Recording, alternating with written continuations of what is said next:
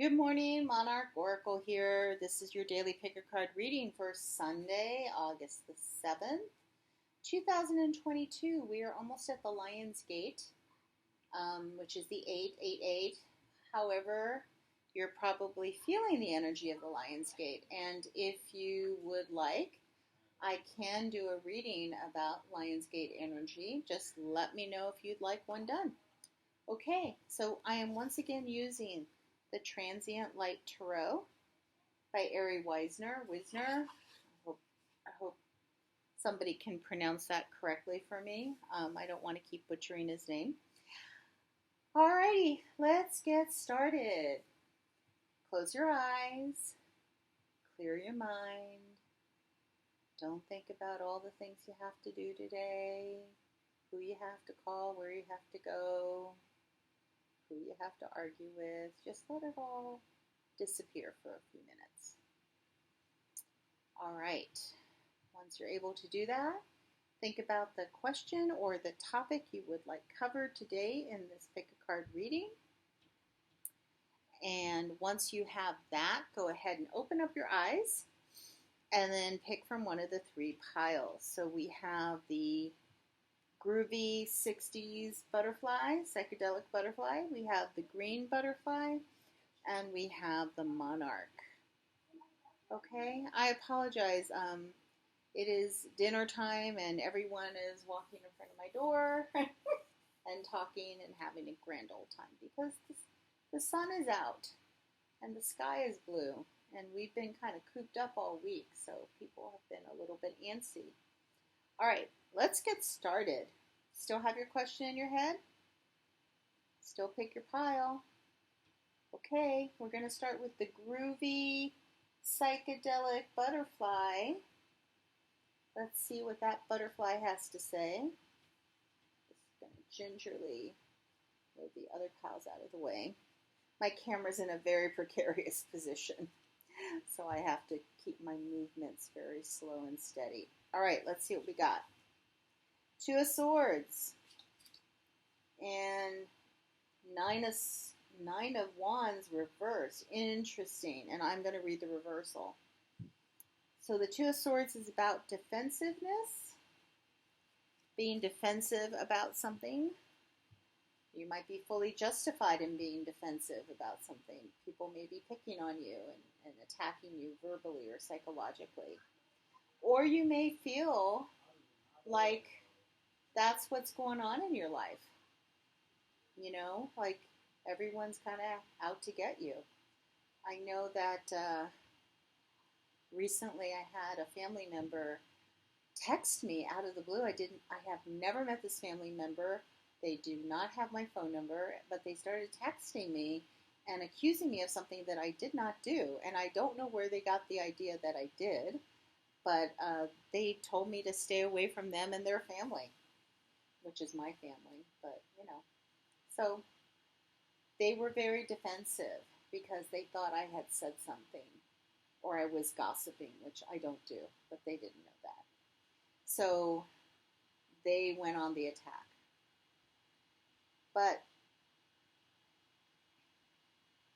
what I'm seeing here is if you're the one being defensive, and maybe justifiably so, look at this butterfly. This butterfly keeps showing up.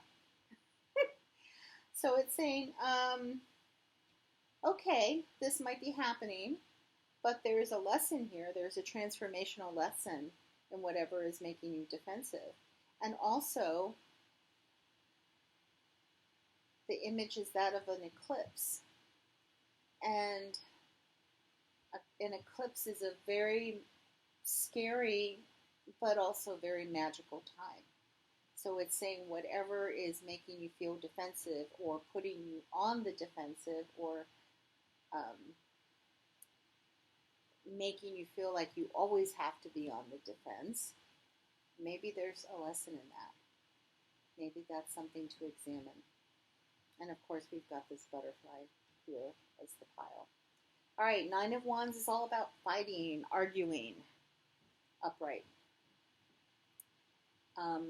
You're tired, you're battle weary, but darn it, you're going back into fighting because you have to stand up for what's right. So these go along really well. When the card is reversed, it's like lay down your arms. Like it's not worth the fighting. It's not worth the battle.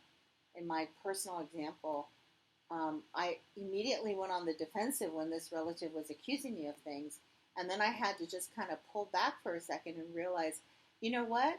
What they're accusing me of isn't even true. So if I try to defend myself, I'm kind of, you know, buying into their stuff, right? So I just pulled back and I said, you know, you can't accuse me of things that I didn't do. I don't know where you're getting this, but it didn't happen, and um, I'm not going to dignify this conversation by arguing with you. So I lay down my arms. In Taoism, it's called Wu Wei.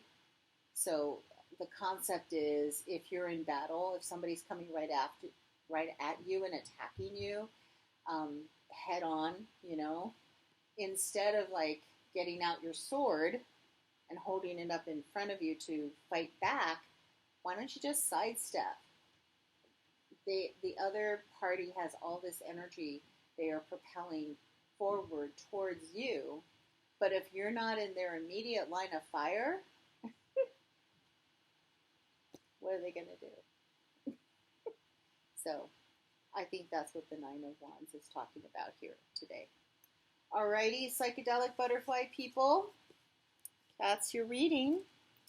If you chose the green butterfly, your cards are the Eight of Coins reversed and the Sun again. And I swear, I shuffled the deck. So um, the Sun came up yesterday, but it wants to come up again.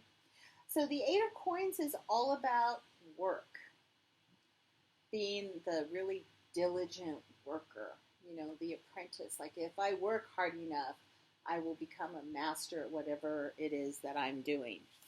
Um, and so I just have to keep my nose to the grindstone and just keep working at whatever it is that I feel is important to work on. When the Eight of Coins is reversed, you're bored, or the work isn't amounting to anything.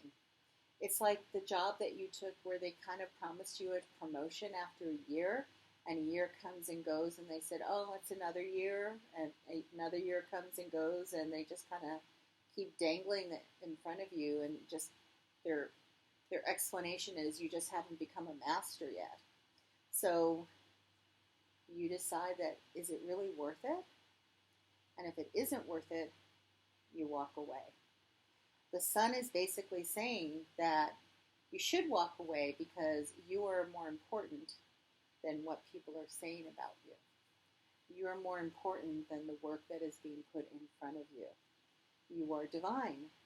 You have, you illuminate from within. And if you're in a position where you're not being appreciated for who you are and what you can do, then it's time to get out of that situation and move on to where you are being seen for who you truly are, because that's what the Sun is all about. Okay, green butterfly people, that is your reading. If you chose the monarch butterfly, your two cards are the Five of Wands. Whew.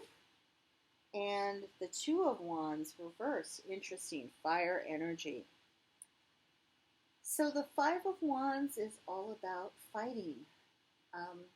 But it's petty fighting. It's like the fighting that you do when you're in grade school in the schoolyard, right? During recess, you've got all this energy. I didn't, but most people do. You had all this energy during recess and you just kind of had to get it out. So you would play fight with your classmates. And it was very real for the 15 or 20 minutes you were doing it. But once the bell rang to go back into the classroom, you kind of just stopped fighting and went back to class and you were all friends again. So it really wasn't a substantive fight. It was just a fight to be fighting for the sake of it. So that's what's going on, Monarch Butterfly Pile. And I'm going to turn this over just so I can talk about it a little bit. The Two of Wands is all about making a decision on what to do next.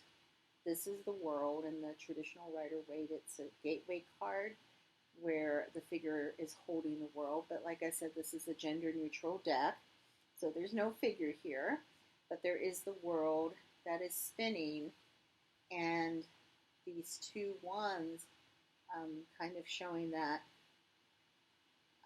a decision has to be made as to which direction this world is going to be spinning in. Like, what are you going to do about it? So when the Two of Wands is upside down next to the Five of Wands, it's like, okay, you keep going around and round and round, arguing about something that ultimately is not that important in your life. What are you going to do about it? Are you going to keep arguing? Are you going to move on? Right? So this is a reading kind of urging you, encouraging you to make a decision about what you're going to do next. You know, sometimes we argue because there's nothing else taking up the space in a situation. I've seen this with a lot of couples that have been married for a really long time. I like to observe married couples because I've never been married, so I don't know that dynamic. And sometimes people just argue for the sake of arguing because they've got nothing else to talk about. Like, they've been with each other for so long and they know everything about the other person. What is left to do? Now, some people are very content. I've seen some couples that have been married 50 years that basically they don't even talk to each other because, you know, they're so in tune with the other's actions that they really don't need to say anything. You know, they're that comfortable with each other. But then there's other couples that don't know what to do with the silences. So they kind of make up fights, something to fight about. So that's something to look at today, Monarch Oracle Pile. I hope you all have found these readings helpful. I will talk to you all tomorrow. Please like, subscribe, and share my channel with others. And I hope you have a wonderful Sunday. Okay? Bye-bye.